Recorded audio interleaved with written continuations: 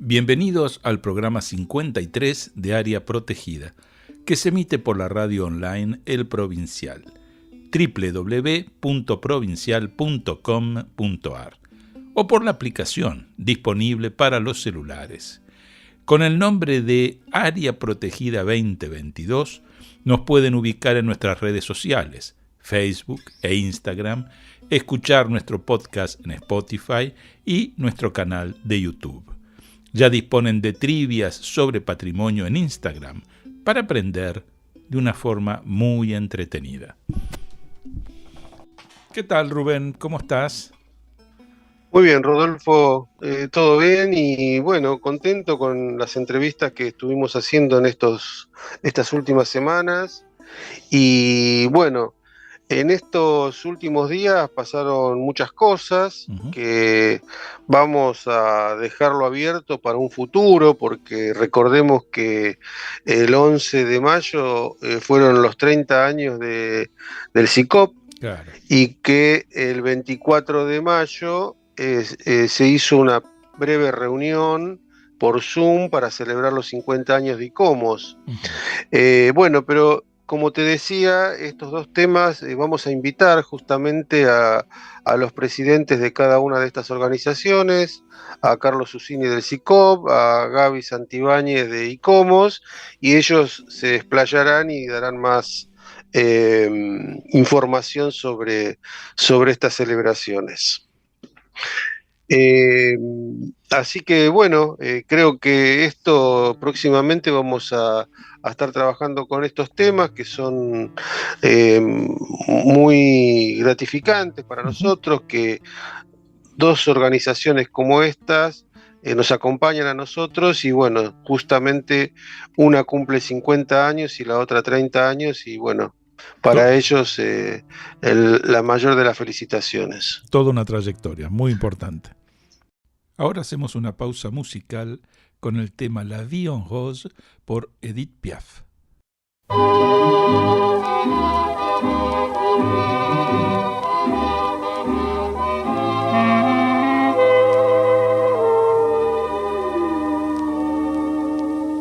Des yeux qui font baisser les miens, un rire qui se perd sur sa bouche, voilà le portrait sans retouche de l'homme auquel j'appartiens. Quand il me prend dans ses bras, qu'il me parle tout bas, je vois la vie en rose. Il me dit des mots d'amour, des mots de tous les jours, et ça me fait quelque chose. Il est entré dans mon cœur une part de bonheur dont je connais la cause. C'est lui pour moi, moi pour lui dans la vie. Il me l'a dit, l'a juré pour la vie.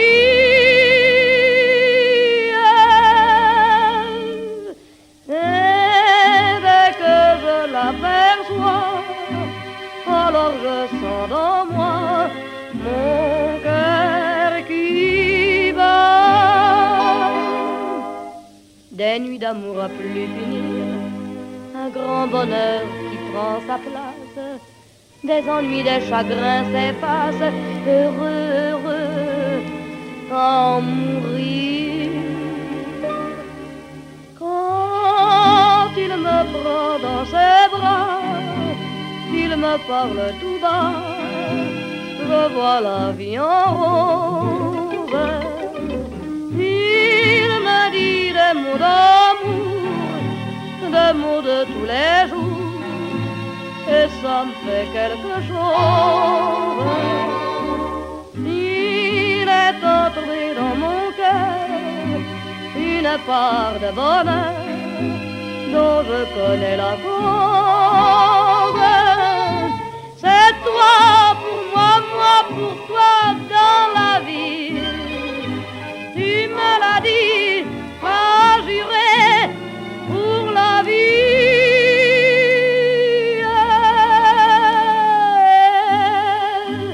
dès que je t'aperçois, alors je sens dans moi mon cœur qui bat.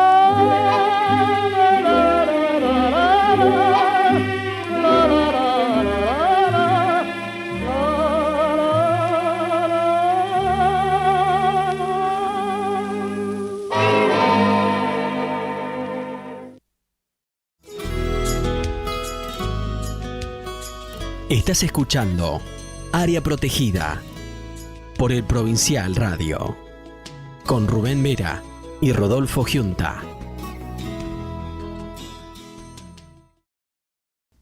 En este segundo bloque de Área Protegida tenemos el gusto de presentar a Alejandra Portela. Es licenciada en Artes de la Facultad de Filosofía y Letras de la Universidad de Buenos Aires, docente, decana de la Facultad de Artes de la Universidad del Museo Social Argentino, historiadora de cine argentino y latinoamericano. Publicó numerosos libros y artículos, entre los cuales figuran los 4 tomos de Un diccionario de films argentino, junto con Raúl Manrupe. Integra el equipo de la Fundación Cineteca Vida, archivo, biblioteca, videoteca y cineclub. Desde el 2021 forma parte del Consejo Directivo de ICOM Argentina. Dirige el sitio de arte y cultura lidor.com. En 2023 estrena la película La otra memoria del mundo, que guionó y produjo. Forma parte del proyecto Red Tesoras, colección de artistas mujeres. ¿Qué tal? Buenas tardes, Alejandra. ¿Cómo te va? Muchísimas gracias por participar con nosotros en Área Protegida. Y nos parecía muy importante por el cargo que tenés en la UMSA que nos puedas contar un poquito qué es esto del Museo Social Argentino. Bueno, buenas tardes, ¿cómo les va? Rubén, Rodolfo, gracias por la invitación. ¿Qué tal? Buenas tardes. ¿Cómo Te están? saludo también, Alejandra. Muy bien. Bueno, yo soy decana de la Facultad de Artes del Museo Social Argentino, que es una institución pionera, fundada, la Fundación Museo Social, fundada en 1911, y la universidad en el 1956, ¿no? Claro. Hay que diferenciar esas fechas. La idea de museo social es una idea que viene de Francia, incluso que viene a partir del Museo del Hombre, ¿no?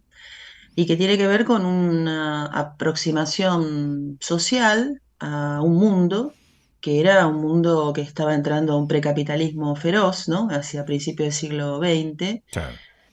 Y el modelo de los franceses, que es un modelo que nosotros en Argentina miramos mucho, era ideal para generar esta fundación que tratara el tema del cooperativismo, sobre todo, ¿no? Claro. Que ayudara a partir de la idea del cooperativismo a la sociedad de ese momento, pensemos en 1911. Y unos años después, bastantes años después, en el 56, un año también bastante complicado, se funda la universidad. Es la primera universidad laica privada de la Argentina, ¿no? Las universidades privadas, vos sabés que en la Argentina tienen un peso muy importante, confrontan con las universidades públicas en muchos casos, se complementan en otros. Es un tema fascinante el tema que yo lo vengo trabajando en algunas charlas, el tema de la universidad pública y la universidad privada en la Argentina. Digamos, hay países que tienen la universidad privada como el modelo único. Claro. Y la universidad privada, bueno, es importante que en estos casi más de 60 años, ¿no? La UMSA, la Universidad Museo Social Argentino, tiene un lugar fundamental en la currícula, digamos, universitaria en la Argentina. Y ese año se funda además la carrera de museología, Claro. con lo cual nuestra Facultad de Artes es una facultad muy joven, que tiene unos 16 años, del 2003, más o menos hagan la cuenta. Pero digo, la madre de la Facultad de Artes es la carrera de museología. Claro. Así que Nosotros le debemos mucho a esa carrera. Ujú. Y bueno, me parece importante remarcar esto de que hay gente, y aparte es la primera vez que se funda una carrera de estas características en la Argentina. Durante mucho tiempo fue la única universidad en la que se dictaba. Así que me parece que la carrera de museología también cubre algo del espíritu, o hereda algo del espíritu de cooperativismo, ¿no? Claro. Y de la sociedad, y, digamos, de brindar servicio a la sociedad Ujú.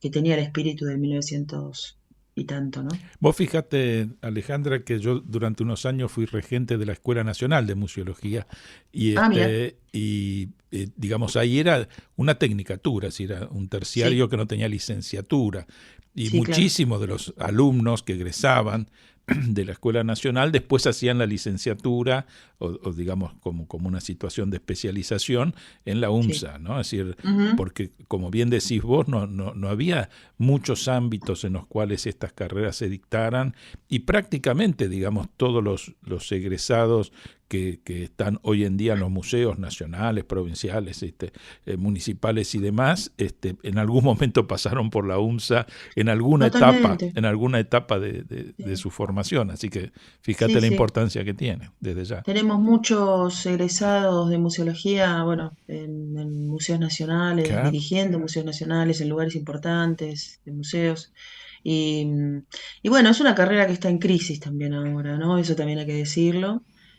Pese a que los museos cada vez son más y la necesidad de museos cada vez es mayor, eh, también se han creado muchas carreras nacionales y gratuitas, entonces Ujú. ahí hay una crisis muy fuerte en muchos aspectos, ¿no? Que lo que tiene que ver con los estudios de los museos, ¿no? Pero ¿por dónde verías? Porque me parece muy interesante tu reflexión por este contraste, que es cierto, si los museos, sobre todo en este siglo XXI, han tomado una dinámica a nivel internacional increíble, cambiando los paradigmas, ¿no? Vos fíjate que yo con más de 40 años de trabajar en museo, en el Mitre, en la Manzana de las Luces, después en el Sarmiento, cuando entré allá lejos y hace tiempo, en el 89, recién estaba impactando acá lo que fue, digamos, la nueva museología, ¿no? Era una cosa que recién llegaba, habíamos tenido la reunión del ICOM acá, Garrido había hecho los nuevos concursos y se ocupaban nuevos cargos, y toda una revolución en los museos increíble. Durante mucho tiempo fue más discurso que práctica, digamos, de lo que uno podía ver como nueva museología. Pero de todas maneras seguía siendo una institución, digamos, que parecía que lo único que generaba era pérdidas y que no aportaba demasiado, incluso en recursos económicos.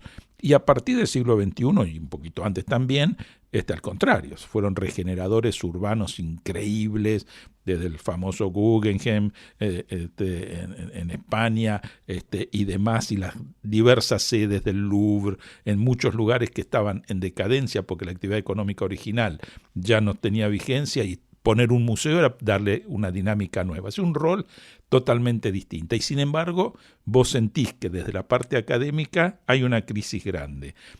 ¿Por dónde Sí, estaría pasando eso? mira, a mí me parece que los museos son instituciones hermosas, ¿no? Ujú. Vos que te dedicas o te dedicaste específicamente a los museos, son instituciones hermosas, son instituciones que han crecido muchísimo en los últimos 40 años, Sí, que sí. se han modernizado muchísimo, ¿no? Este concepto de nueva museología, que ya está pasado incluso, Sí, ¿no? sí, Ya, claro. ya no hablamos de nueva museología, ya hablamos de otras cosas. Claro. Eh, pero los museos, por un lado, corren con esta idea de crecimiento y de renovación, y por otro lado, hay muchos museos, entre paréntesis,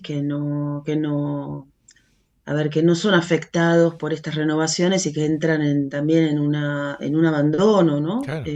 Sobre todo colecciones que se convierten en museos y que después son abandonadas. Digamos, hay tanta variedad de éxito, ¿no? De los Ujú. museos. En la Argentina, que bueno, que el panorama sería larguísimo de explicarlo, No, no, porque claro. hay un fuerte contexto de museos nacionales que son muy eh, apoyados y acompañados, o museos municipales, como Sí, museos sí. de la Ciudad de Buenos Aires, que son muy acompañados del financiamiento, pero otros que están abandonados, ¿no? Exacto. Esto no es políticamente correcto lo que estoy diciendo, pero digo, me parece que marca un mapa de situación Claro. que conocemos, ¿no?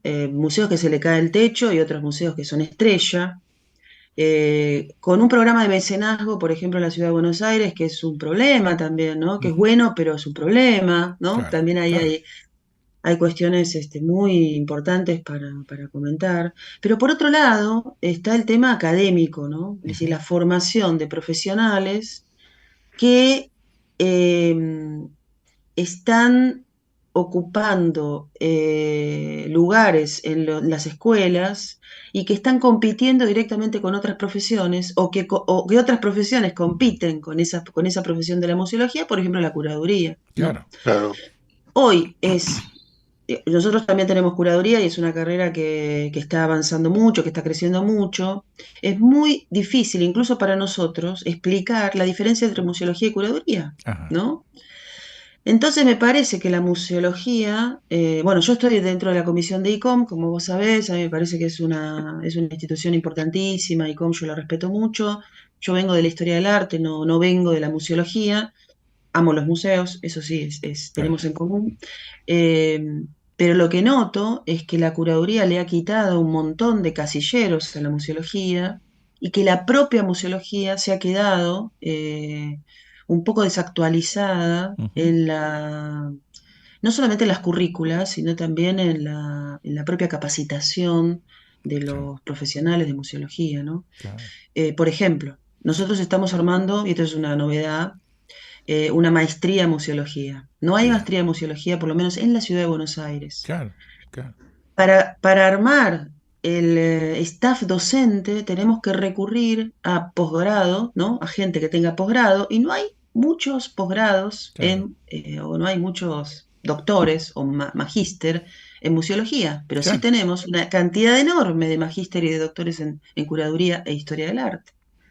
Entonces ahí ya tenés un tema, ¿viste? Es decir, Totalmente. hay un arsenal de posibilidades en curaduría que no lo tenés en museología. Y aparte, Entonces cuando decís, bueno, me parece que curaduría tiene como más marketing y más vitrina, ¿no? Es decir, yo creo que cada vez está más elegida porque se ve mucho, ¿no? Es decir, las grandes exposiciones y demás, es decir, ser curador de una gran exposición en un museo o en otro tipo de ámbito realmente tiene una repercusión y el trabajo del museólogo es más duro, digamos, ¿no? Ahora, por suerte, están accediendo a los cargos directivos, porque vos fíjate que muchas veces sí, incluso había muy pocos museólogos directores de museos. sí. Y ahora, por suerte, eso ha cambiado.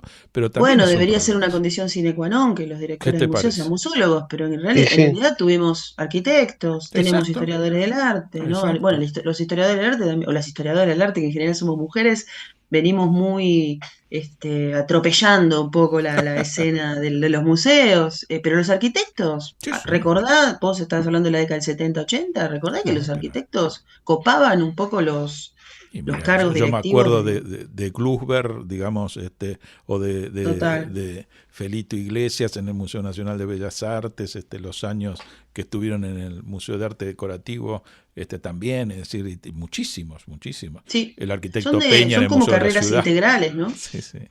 Sí, aparte yo Claro. creo que este término último que usás, del hecho de ser integral, qué formación difícil, porque tienen que saber un poco de todo y es cada vez más complejo, es decir, con lo que se encuentran adentro de un museo, ¿no? Porque está por un Y lado la sí, gestión, está por otro lado la cuestión de la conservación, en fin, la museografía es complicada, ¿eh? Es una y sí. carrera, A mí, ujú.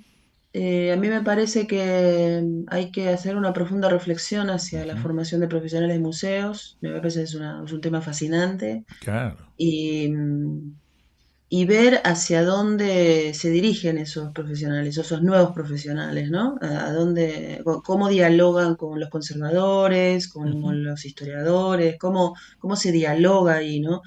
Yo recién te escuché hablar de la curaduría y le preguntas a 10 personas o a 10 museólogos o museólogas cuál sería, por qué la curaduría está ganando tanto terreno y cada uno va a dar su teoría, seguro, ¿no? seguro.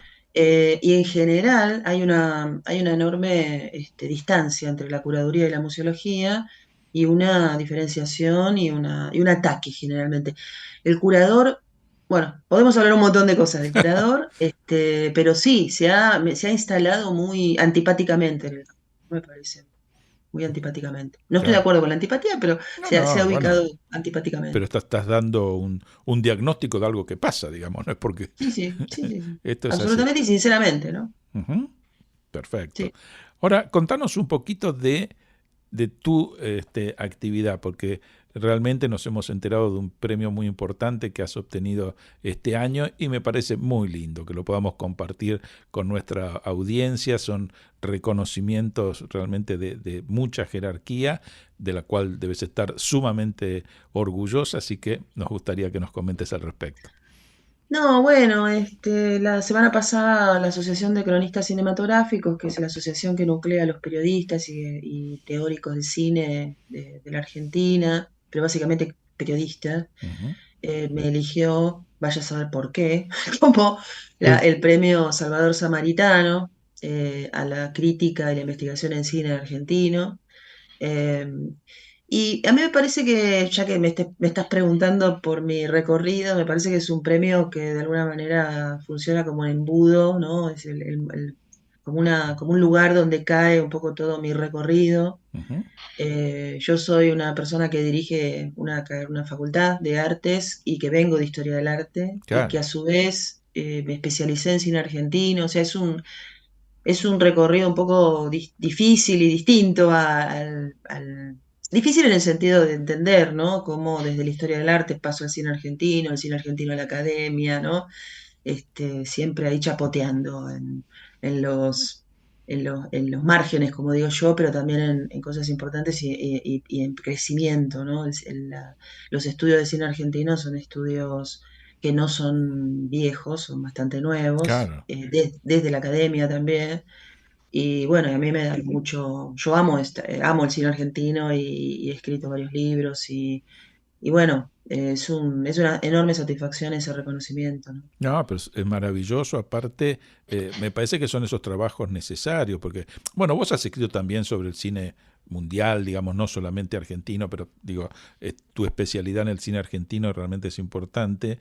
Y me parece que sobre todo con el gran auge, y la importancia que ha tenido el cine en nuestro país, digamos, estás haciendo toda una historia de siglo XX y siglo XXI, y yo creo que sobre todo últimamente también que ha tenido un reconocimiento internacional muy fuerte, digamos, porque realmente se ha instalado muy bien a nivel internacional. Es realmente un campo de estudio fascinante, ¿no? Es decir, Total, sí, sí. Y además que también hay un museo del cine, ¿no? claro, En claro, Buenos Aires, y hay archivos, y hay colecciones, y hay cinematecas privadas, y hay colecciones privadas, digamos, hay un campo ahí de trabajo digamos, que cruce la museología y el cine, que es importantísimo, ¿no? El seguro. museo tiene que ser el lugar donde las películas se guarden, Sí, sí. no las casas de los coleccionistas. Claro, Digo, vos como coleccionista podés tener una película, pero seguramente no vas a tener en algún momento toda la capacidad de soporte dinerario como para preservarla. Y si una película se pierde un montón de no, cosas, claro. ¿no? Yo Mira, siempre digo esto, así yo que comento siempre, yo cuando estaba en el Museo Mitre, es decir, la familia Mitre había participado en una de las primeras películas de Amalia y sí, demás, que teníamos los rollos, y era un problema la cuestión de la conservación, porque los totalmente. especialistas nos decían, ojo, es decir, cómo lo tienen, porque hasta puede ser, quizás el término, quizás exagero, pero hasta explosivo, es decir, Peligroso, claro. claro, era peligroso, y entonces entran ese tipo de elementos, ¿no? Si por un lado, qué lindo tenerlo, qué lindo, digamos, poder, casi es una joya tener algo así, pero por otro lado, es decir, no es lo adecuado y hay que saber tenerlo, porque si no lo estás conservando como corresponde, realmente es peligroso, en ese caso era No, además, peligroso. Rodolfo, es muy curioso cómo algunas instituciones no tienen la menor idea que tienen películas. Claro. A veces se acuerdan que tienen películas, que por ahí las tienen en armarios de metal, ¿no? Ujú. Mm. Digo, o en lugares recónditos. Claro, Y no saben tampoco qué hacer con esas películas, tal ¿no? cual. Cuando en realidad tenemos un museo, ¿no? O tenemos un archivo general de la Nación donde se puede donar, pero digo, hay otra cosa. Bueno, yo soy muy crítica de todo, pero hay otra cosa que tiene que ver Bueno, con, bueno, es saludable, sí, Eso es seguro. en bueno. dónde tienen que estar las cosas, ¿no? En dónde Claro. tienen que estar las cosas. Y desprenderse también, para que las cuiden, ¿no? Sí, no Eh, solo dónde tienen que estar, sino también cómo se tienen que conservar, porque muchas veces hay mucho material, como dice Rodolfo, por la peligrosidad, pero también el deterioro que trae, qué sé yo, si no está con una correcta humedad relativa, una temperatura o las condiciones de almacenamiento, dañan un patrimonio absolutamente irrecuperable. Claro, porque hablando de la preservación de películas, el 30 de mayo se presentó en la Lugones, en la sala Lugones, una película que seguramente ustedes conocen o vieron o que se llama Perdón Viejita, Ujú. de José Agustín Ferreira, que fue hallada, recuperada, restaurada. Es una maravilla la copia, una maravilla total. eh, que fue restaurada en 4K Mirá, de un negativo de 35 milímetros. Bueno, hay toda una cuestión sí, técnica ahí, ¿no?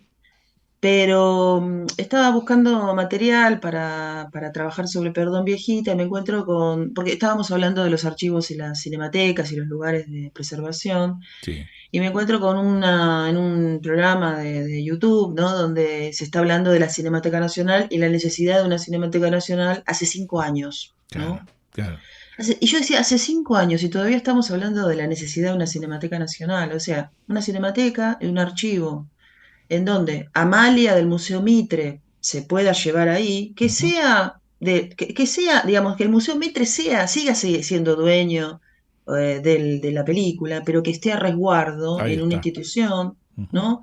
Con todas las cuestiones legales correspondientes, pero bueno, como dice Rubén, con las condiciones de temperatura y humedad correspondientes, con el estudio de catalogación correspondiente, etcétera, ¿no?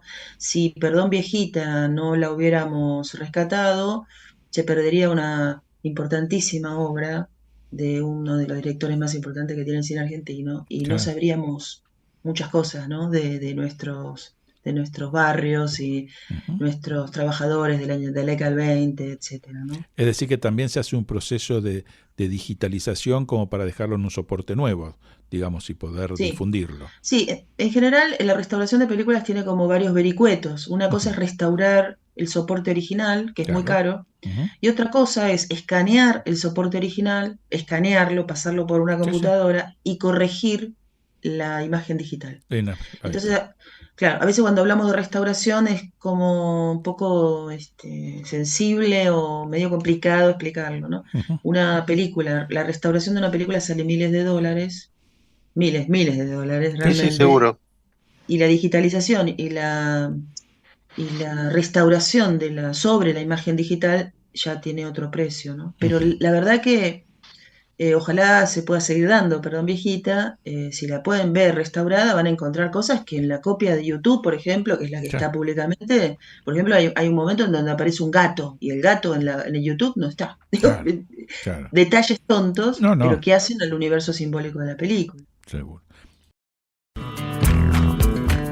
Acompañan a Área Protegida el Comité Argentino de ICOMOS, Consejo Internacional de Monumentos y Sitios, organismo que trabaja por la conservación, protección y valoración de los monumentos y sitios de valor patrimonial. Y el Comité Argentino de ICOM, Consejo Internacional de Museos, organización no gubernamental que establece estándares profesionales y éticos para las actividades de los museos. CICOP, Centro Internacional para la Conservación del Patrimonio, organización no gubernamental que desde hace 30 años trabaja en pos del conocimiento y conservación del patrimonio cultural.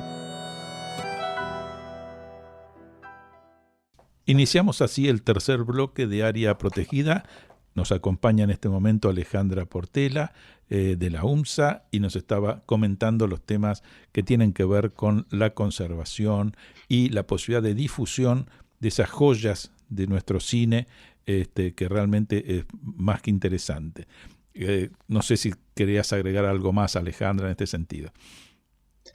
No, bueno, me parece que la creación de una Cinemateca Nacional es fundamental, ¿no? Ujú. Que también es un museo, ¿no? Claro. Un archivo de cine, un archivo de películas, también funciona como museo y es patrimonio de nuestra cultura, ¿no? Ujú. Entonces, una película que se recupera es realmente un- una alegría enorme, ¿no? No, Vos seguro. sabés vos sabés, Alejandra, que te escucho y pienso en la complejidad. Cuando vos decías de restaurar los celuloides y todos los formatos, que es carísimo y que Sí. es mucho más sencillo escanearlas y pasarlas a otro formato.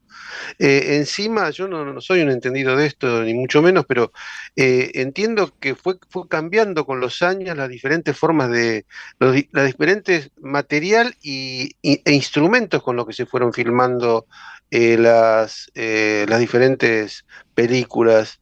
Y eso me imagino que tiene una complejidad aparte, ¿no?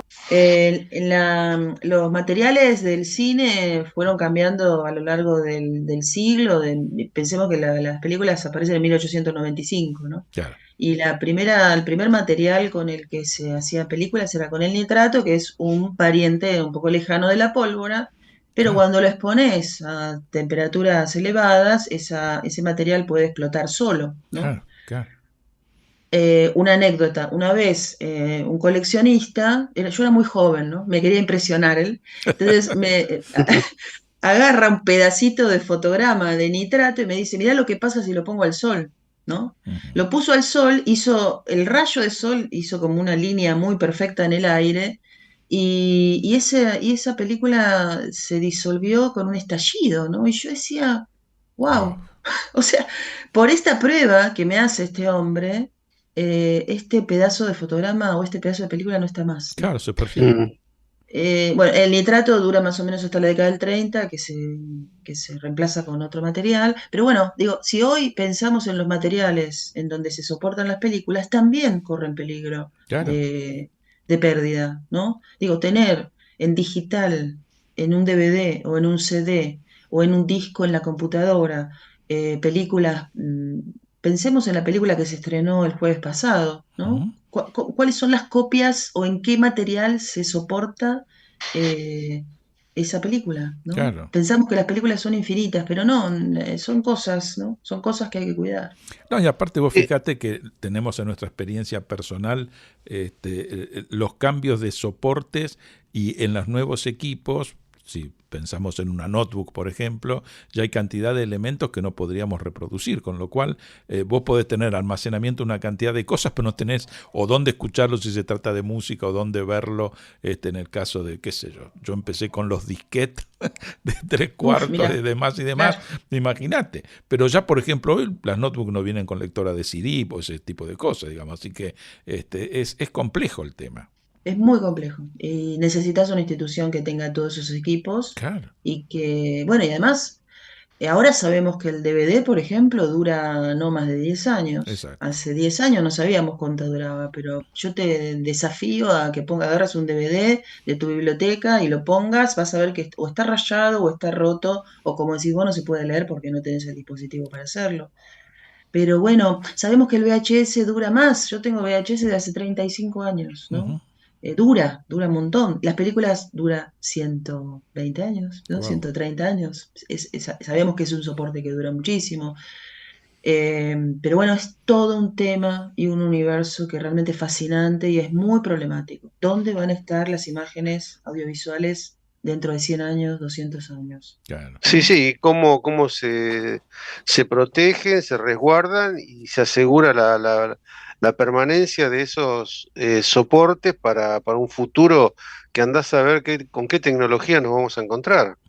Absolutamente. Mira, la Cinemateca del Inca, que hace un año está dirigida por una mujer que viene del Archivo General de la Nación, que se llama Mariana Abramo, tal vez Ujú. la conozcan.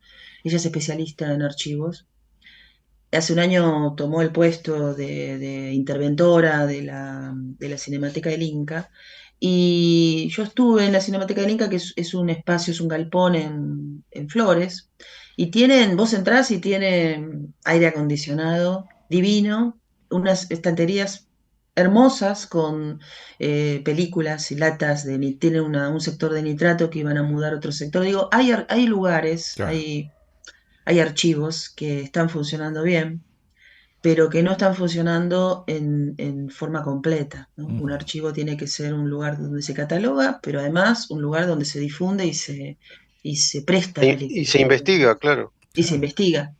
En ese sentido, la Cinemateca del Inca está haciendo algunas cosas. Presentaron un libro muy interesante, un material muy interesante el año pasado sobre una mujer directora, documentalista, poco conocida, y presentaron un libro en el Festival de Mar del Plata. Digo, pero bueno, todo esto tiene que estar acompañado por una intervención del Estado, Sí, sin sí, duda, seguramente, porque no, los privados no pueden hacer esto. claro, claro. Alejandra, saliendo un poquito de la problemática de la conservación, que es muy compleja y bueno, ya vos en unos pocos minutos nos hablaste de algunas particularidades que tiene este tema, el cine especialmente.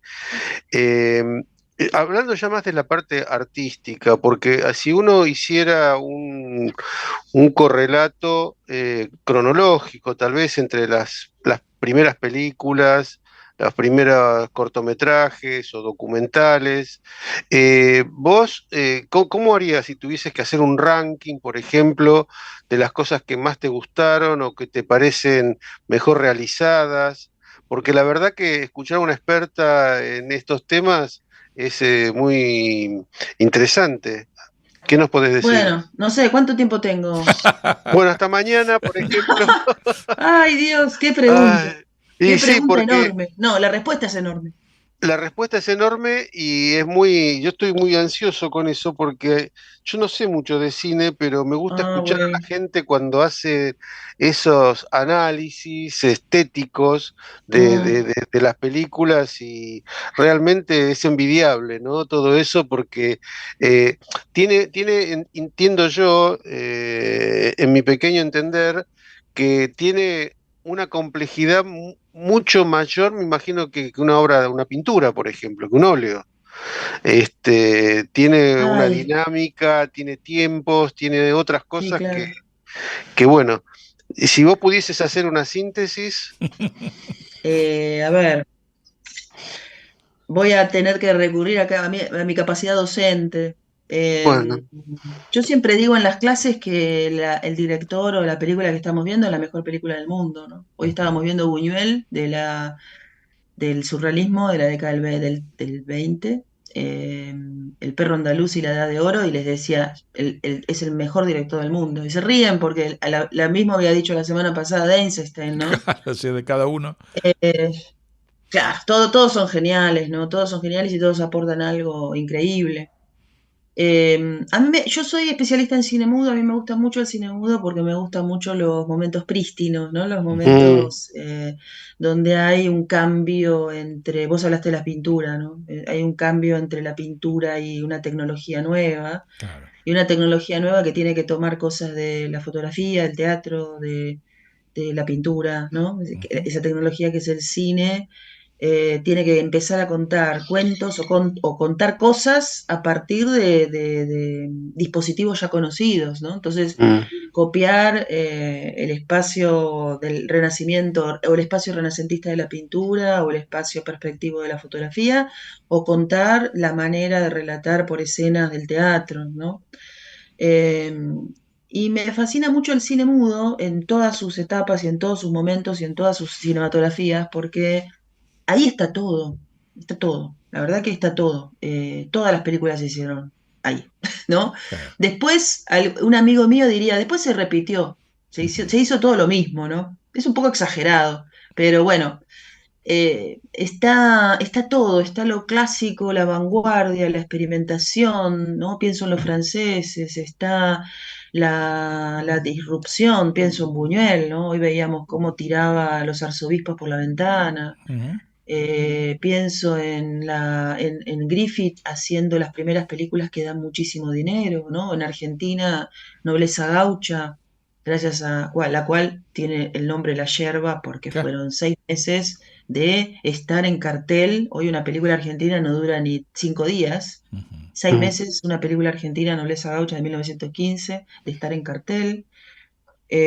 Pienso en los hermanos Lumière, que son Claro. tan, mirándolos a la distancia, son tan tiernos, no deben haber sido terribles, pero tienen una ternura, una ternura, una ternura increíble, ¿no? O en Alice Guy, que es la primera directora mujer, incluso la primera persona que hizo cine, se está diciendo, antes de Méliès, ¿no? Ujú. La primera persona que hizo ficción, antes de Méliès, ¿no? Claro, claro. Entonces, qué sé yo, es muy difícil, pero a mí, yo digo, si me das a elegir, me encanta el cine contemporáneo y me encanta el cine de autor, no me gusta el cine mainstream o el cine industrial, a veces lo miro porque me quiero distraer, pero entre, no sé, muchas películas industriales y una película francesa de la década del 60, Claro, no me des Ni a hablar. elegir, Sí, elijo a Godard, siempre, ¿no? claro, claro. claro. Me gusta el cine que me hace pensar y que me hace preguntas, ¿no? No el cine que me da todo digerido. Es Ujú. así. No sé si fui Y, sintética y si sí, contesté. no, me encantó y aparte me hace pensar algo más, para neófitos como yo, por ejemplo, que estoy en el primer lugar, si tuvieses que recomendar alguna bibliografía para gente que se interesa e introducirse en el tema, ¿qué podrías recomendar? Para el cine argentino, yo recomiendo siempre el libro de Dinúbila, que por acá lo tengo porque estaba escribiendo sobre Perdón Viejita. El libro de Dinúbila, que se llama La Época de Oro, que es un maestro Dinúbila Ujú. de todos nosotros, de todos los historiadores de esta generación y de las que vienen. La primera vez que se escribe historia del cine, él no tenía VHS, no tenía DVD, no tenía internet, lo publica en la década del 50 y solamente escribe con las películas que había visto en el cine, ¿no? Ujú. Y con los recortes de diario y las entrevistas que podía haber hecho y la gente que conocía, ¿no? A mí Claro. me encanta, me parece que... Y Dinúbila tiene además una... Podemos enojarnos mucho con algunas cosas que dice, pero tiene una escritura hermosa y muy novelada y muy literaria, ¿no?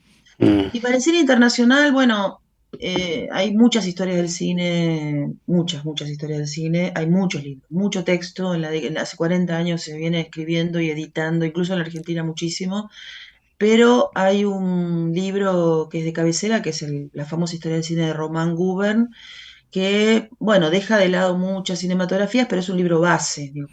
para entrar a una introducción a la historiografía del Claro, claro. cine mundial, es un libro base, ¿no? Como el libro de Núbila. Son libros, como decís vos, para neófitos está muy bien, ¿no? Ujú. ¿Y vos incursionás también en la confección de cosas que tienen que ver con el cine? ¿Haces algo? Mira, hasta hace poco te hubiera dicho que no, pero este año se va a estrenar una película, si Dios quiere, en el Festival Internacional de Documentales que tenemos acá, que se llama FITBA, Ujú. que es una película sobre conservación de películas, dirigida, yo no la dirigí, escribí el guión, pero estuve en todo el proceso de producción de la película, Ujú. que se llama La otra memoria del mundo. eh, y les cuento la anécdota de la película que a mí me encanta y que le va a dar mucho interés. Es una película basada en la película Todas las memorias del mundo de Alain Resnais, del Ujú. año 56, aquí estábamos hablando del 56. Claro. Es una película, la de Resnais es una película que trata sobre la Biblioteca Nacional de París y invito a todos a verla porque es una belleza, sobre todo para a los que nos interesan los museos y los archivos. Hace un panorama sobre la biblioteca y sobre las cosas y el modo de trabajo de la biblioteca en 20 minutos más o menos. Entonces, inspiradas en esa película, quisimos hacer algo parecido, pero con un archivo de cine, Claro. ¿no? Y la película originalmente iba a ser una especie de traslación literal de la película de Resnais, y después se metió un productor, vieron que los productores siempre ven la parte más pragmática, y Ujú. dijo, no, esta película necesita un protagonista, y es un documental es un documental experimental o un documental de ensayo, donde hay un señor que murió el año pasado, que trabajaba en la Cinemateca Argentina, Ujú. vivía y trabajaba en la Cinemateca Argentina, que tenía 88 años, y la historia de la película es que está buscando una película misteriosa, Ujú. que solamente él sabe que existe, pero esa es la excusa para mostrar el edificio de la Cinemateca Argentina, que es un edificio donde funcionaba el viejo diario Crónica, Ajá. ¿no? El de Natalio Botana, ahí por Claro. Constitución, la calle Salta. Es un edificio increíble, Art Deco, que con mucho esfuerzo está arreglando la Cinemateca. Entonces, el edificio de la Biblioteca Nacional se traslada al edificio de la Cinemateca Argentina y la historia de este personaje es una excusa para mostrar lo que pasa en el interior. Esa es la película. Ah, excelente. Le conté un montón de cosas, pero esa es la película que se presenta este año. Y Alejandra, creo que no sé cómo estamos con el tiempo, pero me imagino que tal vez para ir cerrando, eh, pienso en, si tuviese que recomendarle al público, ¿dónde se puede estudiar todas estas carreras? ¿Está dentro de lo que es la universidad del Museo Social o Mira, hay otros institutos o universidades? nosotros tenemos curaduría de historia del arte y hay una sola materia de cine que es la que doy yo, que es una historia del cine. La carrera de la Universidad de Buenos Aires, que es la carrera de artes, de donde yo egresé, es una carrera que tiene una orientación en cine, específicamente de análisis de cine, Mm, de análisis y teoría. O sea, no salís directora de cine, sino que salís teórica, investigadora. Y después hay muchas carreras, tecnicaturas y licenciaturas que tienen que ver con la realización, ¿no? La Claro. ENERC es la más conocida, la Escuela del Inca, la FUC, la Fundación Universidad del Cine, es la privada más conocida, y después hay otras instituciones que dan estas carreras, eh, que son carreras importantísimas, y como decíamos al principio, Rodolfo, creo que lo decía, el cine argentino es muy importante en el mundo gracias en parte a estas carreras, ¿no? Claro. claro. No, y aparte vos fijate que van a irradiando, es decir, una serie de otros elementos, ¿no? En el cine, a mí que me encanta la cuestión de la música, la cantidad de autores argentinos que han contribuido incluso en películas internacionalmente famosas, en el caso de Santolaya, con Babel, con The Last of Us, que nos acompaña como música de fondo en el programa de hoy, llevando incluso hasta parte de la sonoridad de nuestra música a un nivel internacional y que se difunda, o lo que hizo Pedro Aznar con Hombre Mirando al Sudeste y demás, que realmente son tantas artes que están concatenando, ¿no? En el cine, que es una maravilla. En ese sentido es tan completo, ¿no? O sea, a mí me parece Sí. tan fantástico, porque realmente son muchísimos los elementos que intervienen, ¿no? Es decir, dentro de la producción. Mira, cuando el cine recién nacía y había una incipiente teoría, hay un italiano que yo siempre le digo a mis alumnos que tiene un hermoso título, un hermoso nombre para fideos, para espagueti, que se llama Ricciotto Canudo. Ricciotto Canudo es el primero que dijo el concepto de séptimo arte, ¿no? Ujú. Y él decía, pero el cine es bárbaro porque tiene arquitectura, música, Claro. Tal cual. literatura, artes visuales. O sea, él juntó todas esas artes Sí. y dijo, el cine es el séptimo arte, ¿no? Sí. Es un poco, qué sé yo, es un poco antiguo lo de Ricciotto Canudo, pero también es un homenaje a los pioneros de la teoría, ¿no? Para que vienen pensando el cine desde hace siglos, un siglo por lo menos, ¿no? Pero sí, es verdad, es así. El cine es una disciplina completísima, ¿no?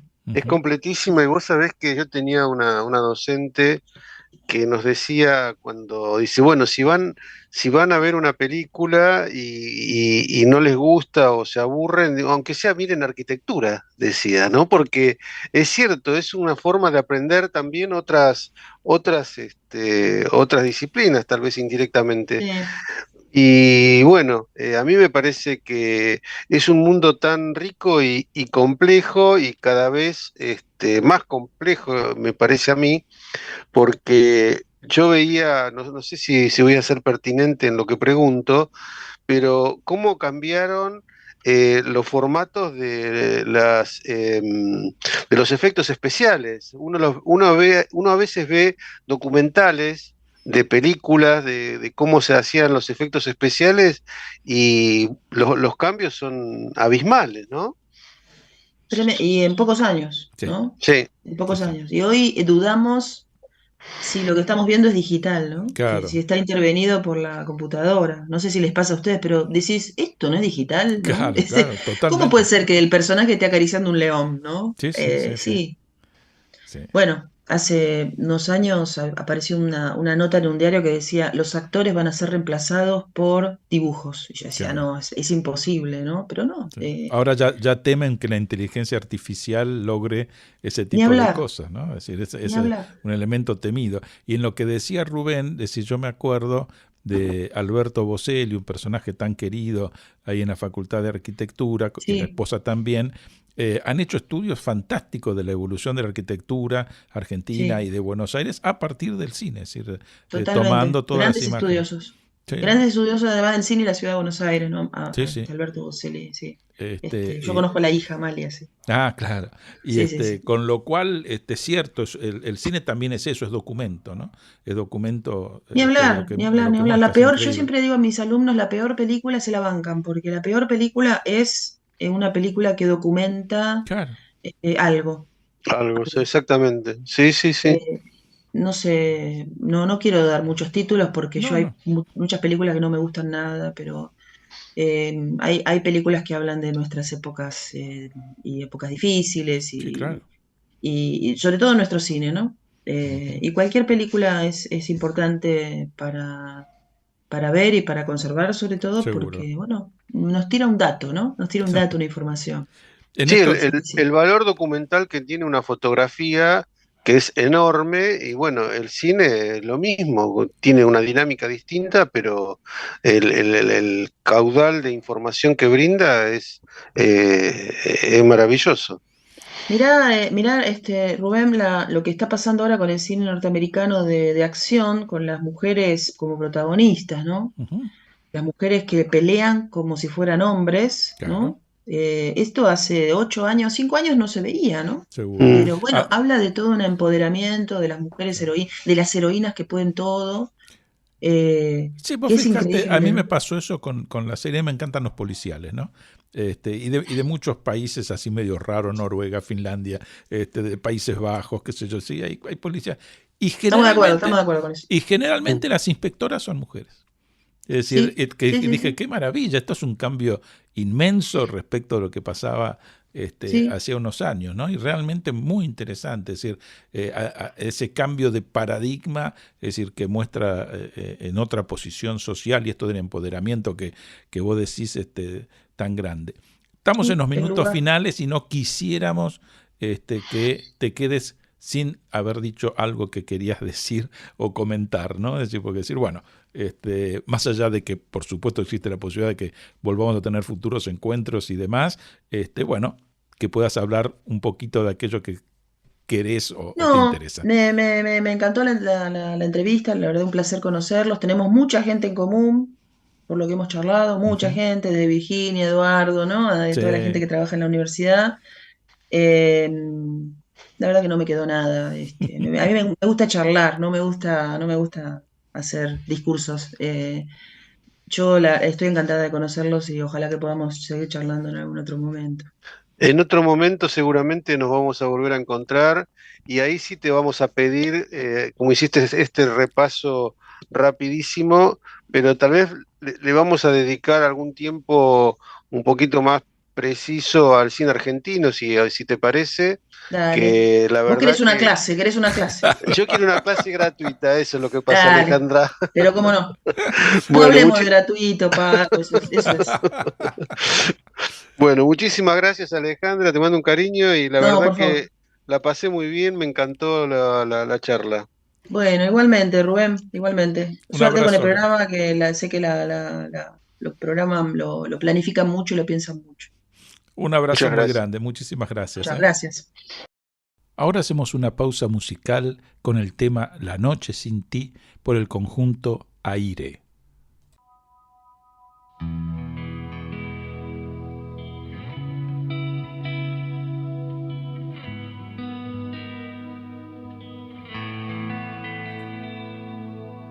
Vuelve a despertar la lluvia en mí, derramando toda su raíz sobre el papel. Vuelven a caer sobre la piel del que va esperando por nacer.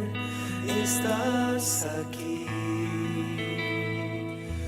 Mientras tanto busco las palabras que esta herida que me aleje más de ti. Y la soledad me va creciendo con la niebla de este invierno que no puedo resistir. La noche sin ti. La mañana se levanta ya, no hay señales de que volverás, no estás aquí. Solamente quiero comprender que tu ausencia vive en mi pared y sin querer, ¿cómo detener este vacío que me crece desde adentro, que no me deja seguir? ¿Cómo asimilar todos los huecos que aparecen en mi cama y se quedarán ahí?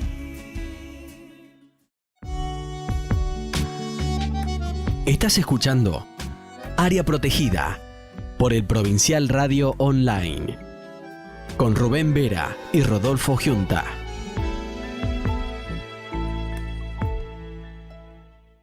Estamos en el cuarto bloque de Área Protegida y ahora también queremos anunciar por el mes en el cual estamos lo que va a pasar con Voces Destacadas, que hay un programa extraordinario para todo junio y julio. Sería importante, Rubén, que lo puedas comentar. Sí, tal cual.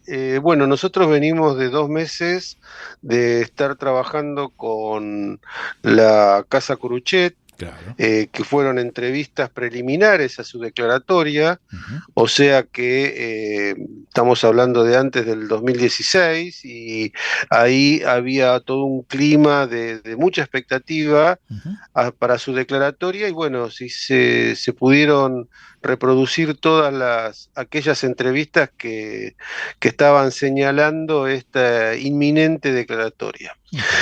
Pero ahora para los meses de junio y julio, bueno, continuamos con la selección de entrevistas que se hicieron entre el 2012 y el 2017 a miembros de ICOMOS y nos vamos a encontrar con muchos profesionales ya conocidos, pero que trabajan en profundidad sobre sus áreas temáticas, ¿no? Claro. De trabajo, como es el caso de Hugo Peciuta, que es de Córdoba y que nos va a hablar sobre la arquitectura de la inmigración italiana en la provincia de Córdoba. Claro.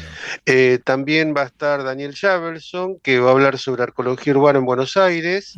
Estas son entrevistas del año 2012. Claro. Bueno, Nani Arias, en aquella oportunidad se le hizo una entrevista sobre las manzanas de la luz, es también una entrevista muy rica y bueno, con mucha información sobre ese tema.